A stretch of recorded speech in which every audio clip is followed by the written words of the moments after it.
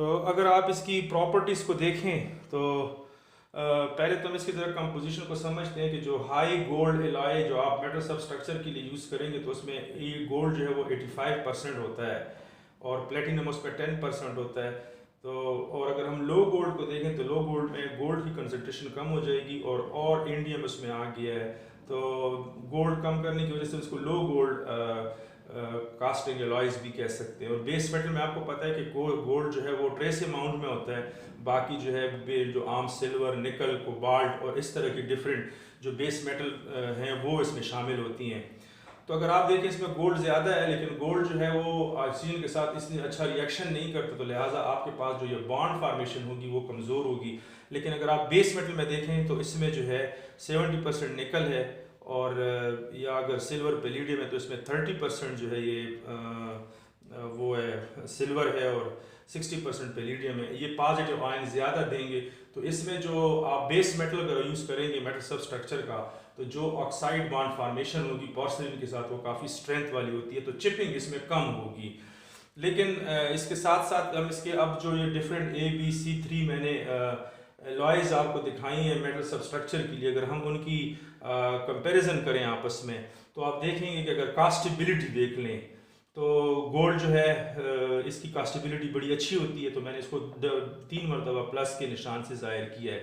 और इसकी कोरोजन भी बहुत कम होती है जिसको मैंने माइनस के निशान से 3 मरतबा ज़ाहिर किया है। और क्रीप जो है इसमें चूँकि ये सॉफ्ट है तो इसमें थोड़ी बहुत क्रीप इसमें हो सकती है इसमें हाई गोल्ड में। हार्डनेस इसकी जो है निस्बतन कम होगी इसलिए कि इसमें गोल्ड है तो ये मेलिएबल होगा। और बॉन्ड स्ट्रेंथ तकरीबन इन सब की एक जैसी होती है और इसकी अलबत्ता कीमत ज़्यादा हो जाएगी इसमें कि गोल्ड इसमें ज़्यादा है। और अगर आप भी लो गोल्ड को देखें तो इसकी कास्टेबिलिटी थोड़ी सी अब डिफ़िकल्ट हो रही है, इसलिए हमने एक पॉजिटिव निशान से हटा दी है। कोरोजन रेजिस्टेंस जो है इसकी भी काफ़ी अच्छी है इसलिए कि इस पर गोल्ड एनी हाउ 50% गोल्ड इसमें फिर भी पाया जाता है। और क्रीप रेजिस्टेंस चूँकि हार्डनेस ज़्यादा हो रही है तो क्रीप रेजिस्टेंस इसकी बढ़ जाएगी। तो क्रीप रेजिस्टेंस आप कह सकते हैं कि क्रीप रेजिस्टेंस जो है इसको मैंने ऊपर प्लस किया तो ये भी दरअसल माइनस है कि इसमें क्रीप रेजिस्टेंस है इसकी।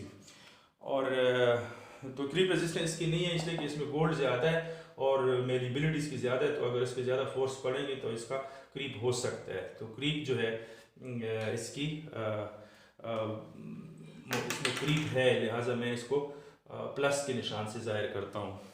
हार्डनेस जो है गोल्ड कम होने की वजह से जब और अलाइनमेंट लो में आ जाएंगे तो हार्डनेस बढ़ जाएगी, 5% तकरीबन उसकी का वही रहता है।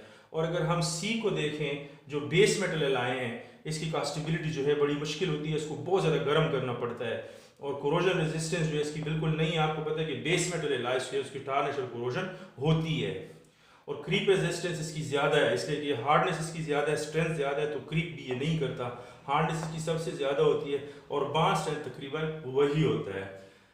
तो अगर हम अपने इस लेक्चर को सम अप करें तो हमारे पास पोर्सिलिन के लिए 3 डिफरेंट किस्म के एलॉय सब स्ट्रक्चर अवेलेबल है और हम उनमें से किसी का भी बना सकते हैं।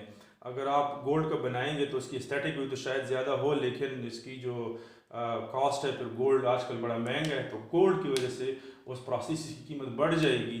और अगर आप बेस मेटल पे जाएंगे तो बेस मेटल जो है वो इजीली अवेलेबल है तो प्राइस उसकी तकरीबन फिर कम हो जाएगी। So this was all about the porcelain fuse to metal prosthesis और होप कि आप इस वीडियो को एंजॉय करेंगे। Thank you.